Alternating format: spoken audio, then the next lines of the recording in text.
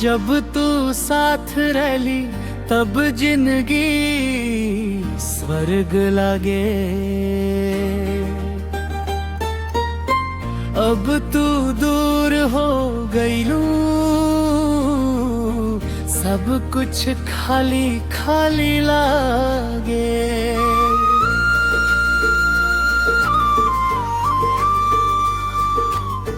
तोहरे बिना अब कुछ होना भाए, हर खुशी हमसे दूर हो जाए। तोहरे संग देखनी सपना जे, आज ओ सपना राख बन जाए। रात भर हम जागे रो रो के, निंदिया आँख से भाग जाला।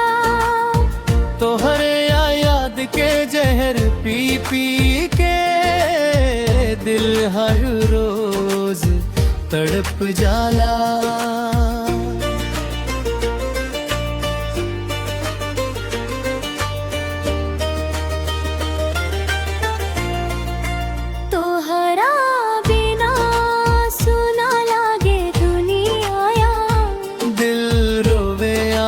रोवे टूट गई जिया, तू बन गई लो अब किसी औरी के।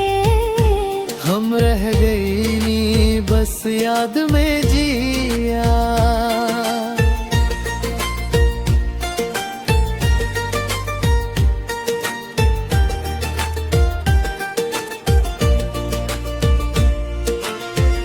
तू कहले रहली साथ निभाईब, जन्म जन्म तक प्यार करबो। डर काहे बीच राह में छोड़ के, किसी औरी के दुल्हन बन गईलू अब।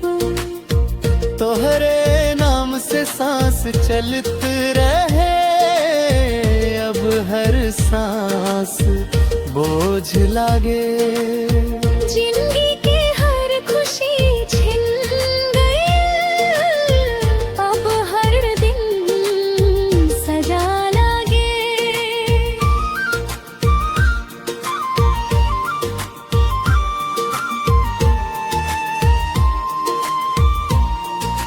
तोहरा बिना सोना लागे दुनिया लले।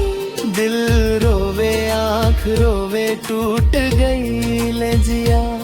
तोहरे फोटो से बात करी ले, हरूस दिल के हाल सुनाई ले। तू ना सुन सके अब हमारा आवाज, तबो दिल तोहरा के ही बुलाई ले। तू हंसत रहस कहीं औरी संग, ही सोच के दिल जल जाला। हमार प्यार सच्चा रहस फिर भी काहे किस्मत साथ छोड़ जाला।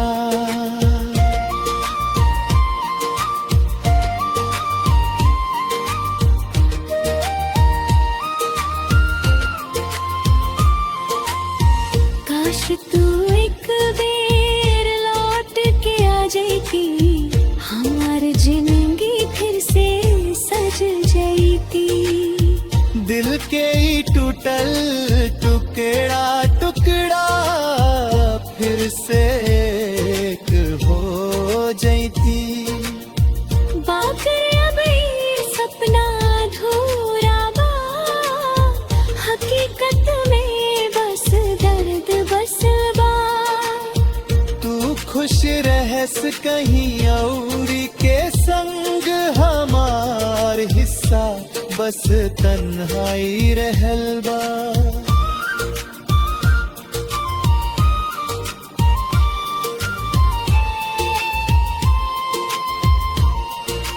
तोहरा बिना सोना लागे दुनिया यूं।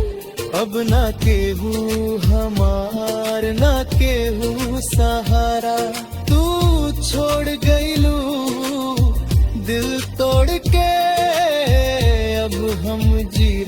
बानी बस याद के सहारा।